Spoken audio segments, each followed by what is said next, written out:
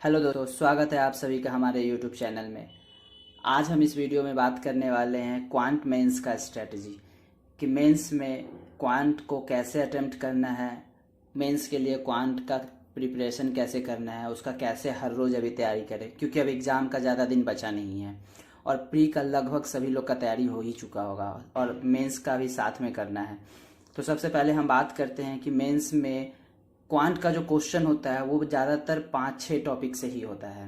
तो सबसे पहले तो हमारा होता है अरिथमेटिक होता है, जिसमें अरिथमेटिक में बहुत सारा टॉपिक है। जितना भी आप प्री के लिए पढ़े हैं वो सभी टॉपिक आपको मेंस के लिए भी होगा, बस उसमें क्वेश्चन का लेवल बढ़ जाएगा। और दूसरा हो जाएगा आपको Q1 Q2। Q1 Q2 आपको प्री में तो नहीं पूछा गया होगा, कुछ कुछ एग्जाम में प्री में एक दो क्वेश्चन होते हैं जो कि बेसिक लेवल पे होते हैं। वो भी कुछ क्वाड्रेटिक के मिक्स कर देते हैं, अरिथमेटिक मिक्स कर देते हैं, नंबर सीरीज मिक्स कर देते हैं। प्री में इस तरह का इजी वाला होता है। और तीसरा होता है डाटा सफिशिएंसी। डाटा सफिशिएंसी एक नया टॉपिक है मेंस के लिए जो कि प्री में नहीं होता है। और चौथा हो जाएगा आपका डाटा इंटरप्रिटेशन, जिसको हम लोग DI बोलते हैं। तो इस वीडियो में हम आपको ये भी बताएंगे दो तीन टीचर का जिसको हम फॉलो किए थे, जहाँ जो बेस्ट है अरिथमेटिक के लिए, DI के लिए और डाटा सफिशिएंसी के लिए। तो सबसे पहले तो हम आपको बता दें कि प्री के लिए अरिथमेटिक अगर आप पूरा टॉपिक अगर कंप्लीट नहीं कर रहे हो ना, तो प्री तो निकल जाएगा लेकिन मेंस आपका कभी नहीं हो पाएगा। तो उसके लिए आपको कम से कम अरिथमेटिक का हर टॉपिक से गुजरना ही पड़ेगा, हर अरिथमेटिक का टॉपिक क्लियर करना ही पड़ेगा, सभी क्वेश्चन को बनाना पड़ेगा, उस पर बहुत सारा क्वेश्चन बनाना पड़ेगा। क्योंकि मेंस में क्या होगा कि आपको ज़्यादातर क्वेश्चन अरिथमेटिक से ही होंगे और नॉर्मल क्वेश्चन नहीं होंगे, सभी बेसिक लेवल से हाई लेवल तक में होगा और उसमें बेसिक का भी यूज होगा। तो अरिथमेटिक का तो सब टॉपिक आपको अच्छे से प्रिपरेशन करना ही पड़ेगा, ठीक है। और उसके बाद फिर आपको Q1 Q2 का बात कर ले। तो Q1 Q2 में क्या होगा कि आपको अरिथमेटिक का ही टॉपिक इसमें दिया रहेगा, ज़्यादातर अरिथमेटिक का टॉपिक दिया रहेगा, जो कि आपको अगर अरिथमेटिक नहीं आएगा ना तो Q1 Q2 नहीं बनेगा। और मेंस में Q1 Q2 बहुत सारे होते हैं, तो इसमें भी बहुत सारा क्वेश्चन आपको सेलेक्ट कर करके बनाना पड़ेगा। और एक है आपका डाटा सफिशिएंसी। डाटा सफिशिएंसी में आपको ऑप्शन बेस्ड रहेगा और इसमें क्वेश्चन सॉल्व करना रहेगा, जिसका प्रैक्टिस तो आपको अभी से शुरू कर देना चाहिए। और ये सब का वीडियो आप अरिथमेटिक तो टीचर से कर लोगे। Q1 Q2 अभी बहुत सारा है जो अभी के एग्जाम में पहले कम होता था लेकिन अब बहुत ज़्यादा पूछने लगा है। तो कोशिश करो कि यूट्यूब से इसको जितना ज़्यादा हो सके उतना ज़्यादा प्रैक्टिस हर रोज करो, क्योंकि Q1 Q2 देखने में थोड़ा टफ लगेगा लेकिन जब आप बनाना शुरू करोगे ना तो ये आराम से बन जाएगा Q1 Q2। और DI मेंस के लिए जितना भी रहेगा ना सब मेंस अरिथमेटिक बेसिस पे रहेगा। तो जब तक आप इसको नहीं करोगे ना तब तक ये तीनों जल्दी नहीं सही से नहीं हो पाएगा।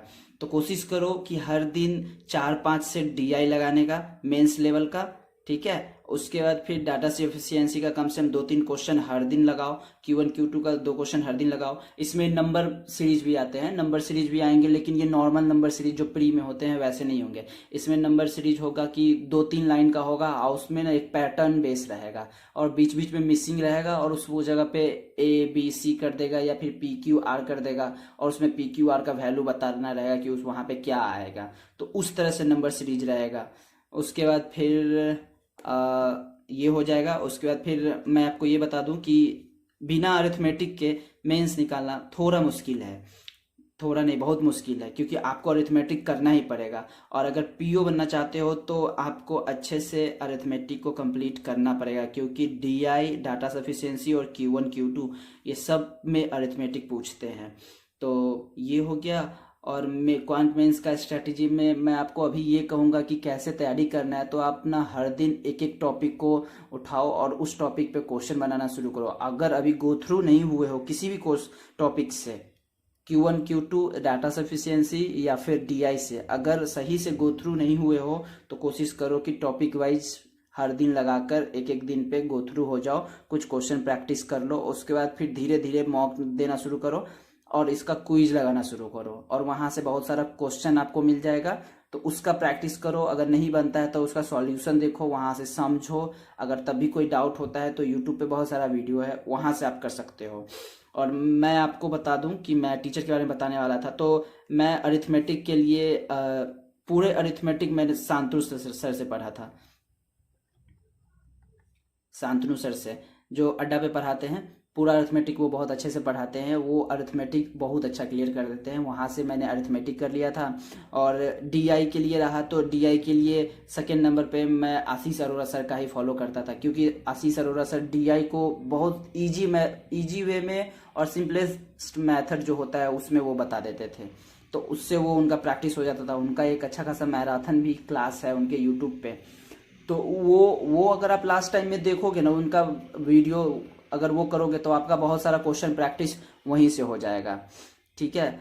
और ये सब के लिए ज़्यादातर तो वीडियो जो होता है यूट्यूब पे फ्री ही मिल जाता है, लेकिन बहुत सारे लोगों को सोर्स नहीं मिल पाता है कि क्वेश्चन कहाँ से लाए। तो क्वेश्चन आप जितना ज़्यादा मॉक लगा सकते हो, मैं मॉक लगाता था, अड्डा का लगाता था, स्मार्ट कीड़ा का भी लगाता था, उसके बाद प्रैक्टिस मॉक का भी लगाता था, मतलब सबका मॉक कभी कभी दे देता था, लेकिन ज़्यादातर मैं स्मार्ट कीड़ा और अड्डा का देता था, क्योंकि इसका लेवल ठीक होता था प्री के लिए और मेंस के लिए। तो ये हो गया। उसके बाद फिर वहां से जब आप मॉक दोगे ना तो बहुत सारा क्वेश्चन होगा जो नहीं बनेगा, तो उसको जब आपका मॉक खत्म हो जाएगा तो उसको आप एनालाइज करो वहां से कि उस क्वेश्चन को कैसे करना है कैसे नहीं करना है। और मेंस एग्जाम में ये भी होगा कि सब क्वेश्चन आपको नहीं बनाना है, क्वेश्चन सेलेक्टेड क्वेश्चन बनाना है और बस इतना ही करना है, क्योंकि मेंस में कट ऑफ ज़्यादा जाएगा नहीं और नहीं जाता है। तो इतना कर लो, बस इतना मेंस का स्ट्रैटेजी धीरे धीरे करो, हो जाएगा। और टू डू लिस्ट का बात रहा तो टू डू लिस्ट में भी एक एक टॉपिक को धीरे धीरे शामिल करो, उसको करो। और मेन है कि मॉक लगाओ, मॉक के बाद क्विज लगाओ और इस सब का एनालिसिस करो। एनालिसिस जरूर करो, क्योंकि इसके थ्रू है ना हमारा अपना गलती पता चलेगा, हम कहाँ गलती कर रहे हैं, कहाँ चूक कर रहे हैं और कहाँ कहाँ मार्क्स इंक्रीज कर सकते हैं, वो ज़्यादा जरूरी है। तो इतना करो, इसके बाद फिर धीरे धीरे देखो आपका इम्प्रूवमेंट हो रहा है कि नहीं हो रहा है, फिर जैसा होगा मुझे बताना। तो ठीक है, इस वीडियो में इतना ही रखते हैं, अब मिलते हैं अपने अगले वीडियो में। Thank you.